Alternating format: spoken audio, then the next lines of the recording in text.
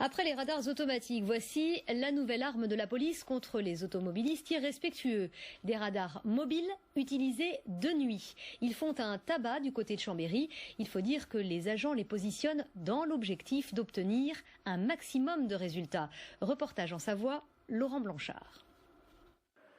Alors, je vous ouvre le coffre. C'est l'appareil. Le Mesta. C'est la nouvelle arme fatale de la police, un radar high-tech qui peut s'installer n'importe où. Il prend moins de place qu'une voiture radar qui, elle, a besoin d'espace pour se garer. Et en plus, il est plus discret. Le fait que le véhicule était en vue de tout le monde et stationné au bord de la voie rapide permettait aux automobilistes d'avoir un soupçon et de lever le pied automatiquement. Exemple ici, à la sortie d'un tunnel, lui-même déjà contrôlé par un radar fixe. Les conducteurs, en général, ralentissent quand ils arrivent au niveau du radar. Et ensuite, une fois qu'ils ont franchi le radar et qu'ils ont passé le tunnel, ils accélèrent par derrière. Et ici, on constate que c'est encore plus vrai la nuit que le jour.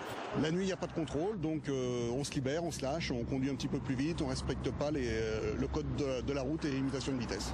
L'idée d'installer des radars mobiles la nuit est un véritable succès. L'appareil est allumé depuis à peine 1 minute et il livre déjà ses premiers clichés. Il y a déjà eu donc, deux voitures et troisième voiture.